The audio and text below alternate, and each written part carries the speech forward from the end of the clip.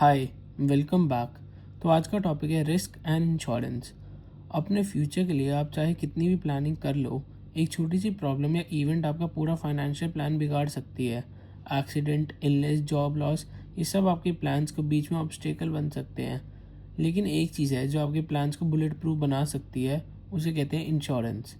मान लो आपने एक परफेक्ट फाइनेंशियल प्लान बनाया, balance sheet, income sheet, RRTT, LLU model सब सेट है, 12 साल में सब गोल्स अचीव करने हैं और प्लान भी रेडी है। लेकिन 5th ईयर में एक एक्सीडेंट हो गया, सैलरी बंद हो गई और हॉस्पिटल बिल्स आ गए, तो आप क्या करोगे? इन सब में प्लान आपका कोलैप्स हो जाएगा। इसको हम कहते हैं फाइनेंशियल लीकेज, एक ऐसी अनएक्सपेक्टेड सिचुएशन जो हमारे कंट्रोल के बाहर है, और इसी लीकेज को कवर करता है इंश्योरेंस। अब हम समझेंगे व्हाट इज़ इंश्योरेंस। इंश्योरेंस का मतलब है अपना रिस्क किसी और को ट्रांसफ़र करना। मतलब आप एक छोटा प्रीमियम अमाउंट देते हो और अगर बड़ी प्रॉब्लम आती है तो इंश्योरेंस आपके लॉसेस कवर करेगा। सोचो आपके घर में फायर लग जाए, लॉसेस लाखों का होगा, लेकिन अगर आपने घर का इंश्योरेंस लिया है तो इंश्योरेंस कंपनी उस डैमेज को कवर करेगी। सिंपल शब्दों में इंश्योरेंस आपको एक बड़ी मुसीबत से बचाता है, सिर्फ आपकी छोटी सी इनकम का हिस्सा लेके। एक बात समझना इंपॉर्टेंट है कि इंश्योरेंस लेते टाइम कि insurance is not equals to investment.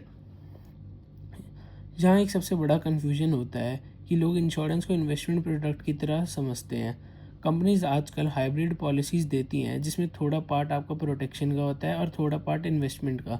Example 20 साल तक प्रीमियम देते हैं, एंड में फिक्स मैच्योरिटी वैल्यू मिलती है। प्रॉब्लम यह है कि इन हाइब्रिड प्रोडक्ट्स में रिटर्न बहुत कम होता है, कभी कभी FD से भी कम, और मैथ्स इतनी कॉम्प्लेक्स होती है कि जनरल पब्लिक को समझ भी नहीं आती। इसलिए याद रखना चाहिए कि इंश्योरेंस सिर्फ इंश्योरेंस के लिए लेना चाहिए, इन्वेस्टमेंट को अलग जगह करना चाहिए। अब क्वेश्चन ये है कि हमें किस किस रिस्क से बचने के लिए इंश्योरेंस लेनी चाहिए।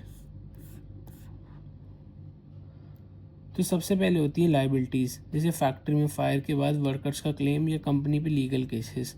नेक्स्ट होते हैं एसेट्स, घर में fire, jewellery theft, earthquake, market risk जैसे गोल्ड का प्राइस गिरना इंश्योर नहीं किए जा सकते।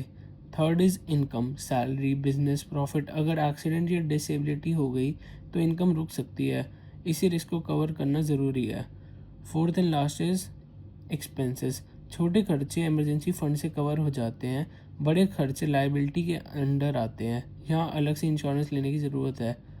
अब लास्ट पार्ट है रिस्क इवैल्यूएशन फ्रेमवर्क। सब रिस्क को इंश्योर कर दोगे तो पूरा पैसा प्रीमियम में चला जाएगा, इसलिए सिलेक्टिव होना पड़ता है। हर रिस्क के लिए 2 क्वेश्चंस अपने आप से पूछने चाहिए। रिस्क कितनी बार होता है, फ्रीक्वेंट या रेयर, और अगर होता है तो कितना बड़ा नुकसान होगा, स्मॉल या बिग कॉन्सिक्वेंस। इसका 4 क्वाड्रेंट्स में डिवाइड करके समझते हैं। सबसे पहले high frequency and low consequences, इसमें रिड्यूस करो, जैसे इसमें माइनर इलनेस आ जाती है। Next quadrant is low frequency low consequence, इसको भी इग्नोर करना चाहिए, जैसे इलेक्ट्रॉनिक गैजेट की डैमेज होना। Third is high frequency high consequence, इसे अवॉइड करो, जैसे फ्लड जोन में घर बनाना।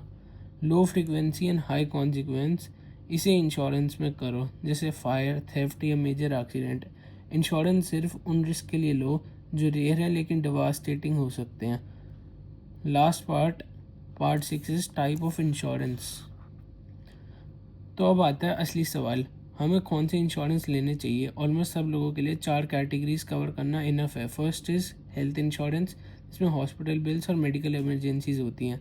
सेकंड इज़ लाइफ इंश्योरेंस या प्योर टर्म प्लान, अगर ब्रेड विनर के साथ कुछ हो जाए तो फैमिली फाइनेंशियल सिक्योर रहे। थर्ड प्रॉपर्टी इंश्योरेंस, घर या एसेट्स के डैमेज के लिए। Fourth is accident cover, accident हो जाने पर हेल्प करता है। इन 4 टॉपिक्स को हम नेक्स्ट 4 वीडियोज़ में डिटेल में समझेंगे। तो शायद अब आप रिस्क और इंश्योरेंस को अच्छे से समझ गए होंगे, और चारों टाइप ऑफ इंश्योरेंस को डिटेल में समझने के लिए नेक्स्ट वीडियोज़ देखें।